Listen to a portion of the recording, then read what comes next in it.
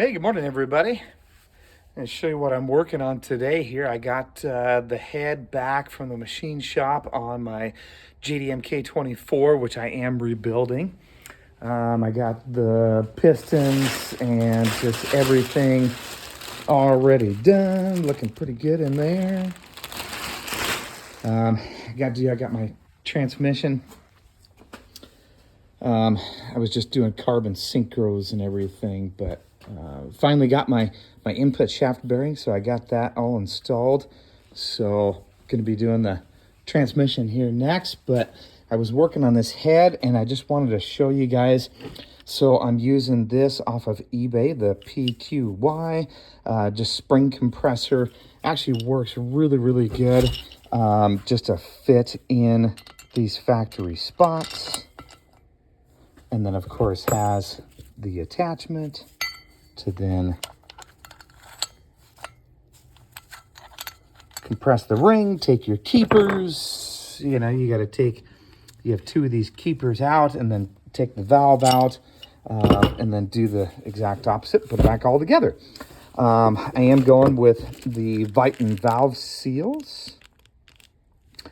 So I've been kind of doing the intakes and everything, but on the exhaust, I kind of wanted to just do a mild kind of polish on everything.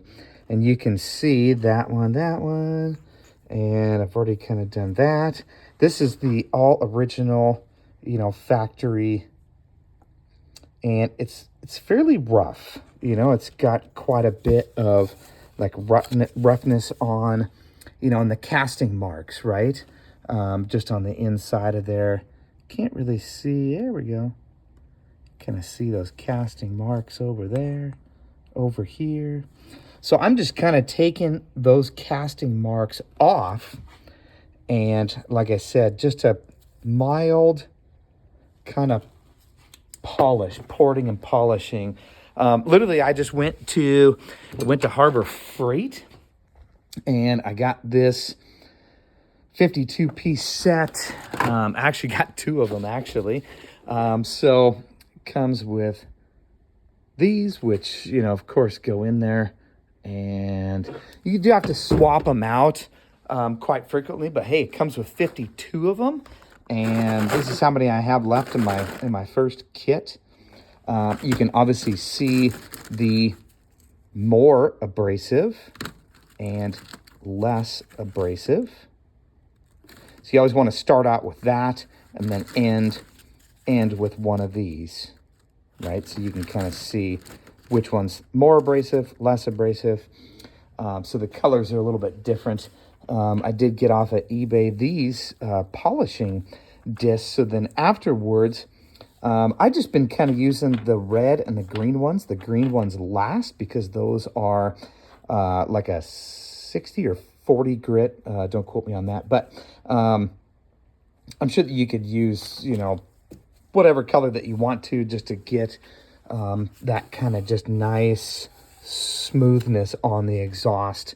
I didn't do it on the intakes just because I don't really think that I need that on the intake system.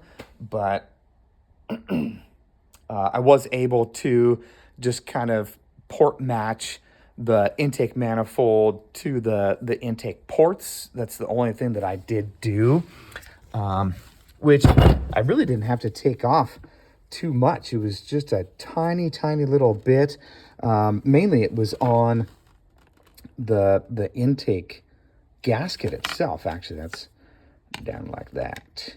That was the only thing that I really had to really pour out, this gasket. So, and you can kind of see it was kind of a weird shape. I don't know. I kind of had to shave just a little bit off on here.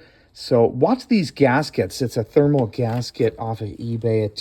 It didn't match the ports 100%. So just kind of did that. So yeah, that's what I'm working on right now. I did get some pretty cool pieces. One being this acuity shifter, which is just absolutely amazing. Not even having the transmission hooked up. I mean, there's absolutely no playing that like everybody else. Got my Brahms seats all attached. Obviously, my car is kind of in a little bit of a disarray because of, no engine, no training. But hey, it is what it is. It's a project.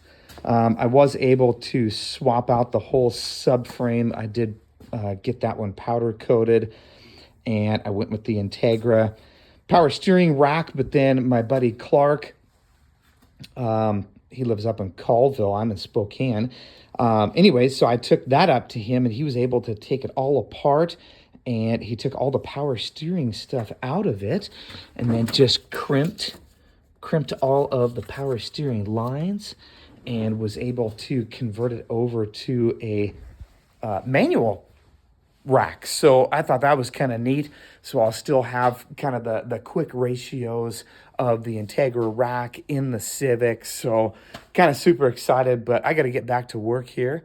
Hope everybody has a good day. See ya.